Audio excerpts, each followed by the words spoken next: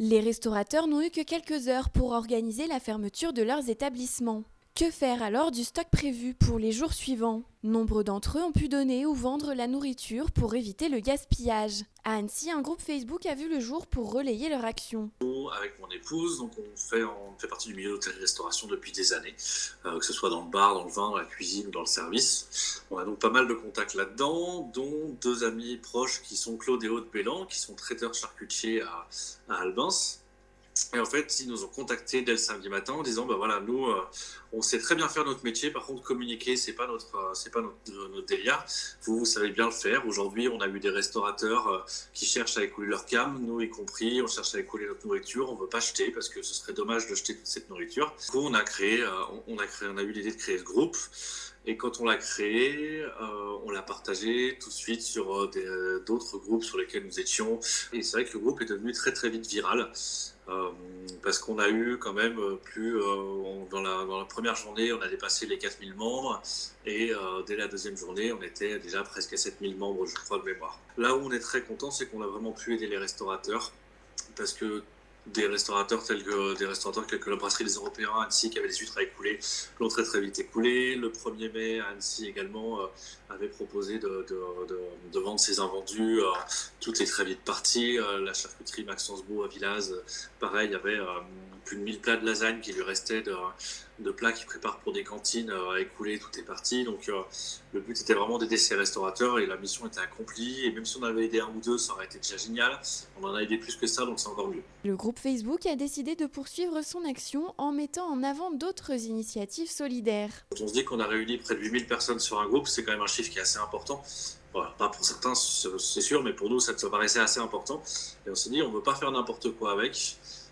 Et plutôt que de faire n'importe quoi avec, on a préféré y réfléchir. Et aujourd'hui, on s'est dit que, en plus, au vu de l'évolution de la situation qui interdit les marchés dans certains endroits, on va plutôt aider les maraîchers, les fermiers, les cultivateurs à pouvoir continuer à vendre de manière différente. Aujourd'hui, il y a des cultivateurs qui proposent des paniers à venir chercher directement à leur ferme. Des gens qui font du bétail, qui disent, voilà, moi je vends ma viande, pareil, directement au domaine.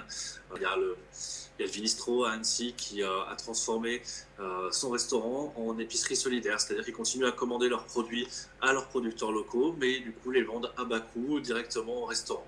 Le groupe a aussi relayé l'initiative d'habitants annéciens qui ont créé une carte collaborative pour retrouver tous les points de vente directs ou en circuit court. Le temps du confinement, en fait, on l'a créé en une journée, donc le vendredi 27 mars.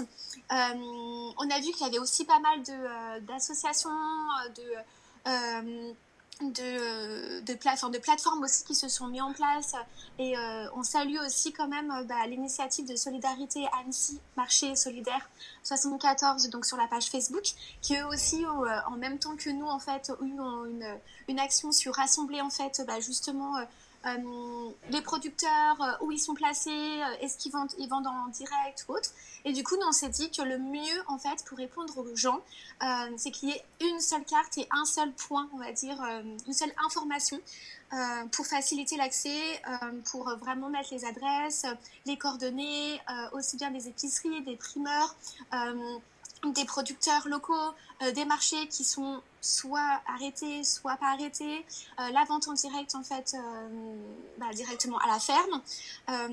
Donc voilà, vraiment les AMAP aussi, la ruche qui dit oui, donc vraiment tout rassemblé sur une même carte. Et quand on dit collaborative, ça veut dire que ce n'est pas les deux Marion, les deux Marie qui vont pouvoir remplir, c'est aussi inciter les gens, aussi les producteurs, les citoyens, d'être aussi responsables et de l'action et pouvoir en fait remplir de eux-mêmes en fait la carte pour justement renseigner et faire un peu aussi une action en fait solidaire. Les gagnants de ce confinement pourraient donc bien être l'approvisionnement au circuit court et la vente directe.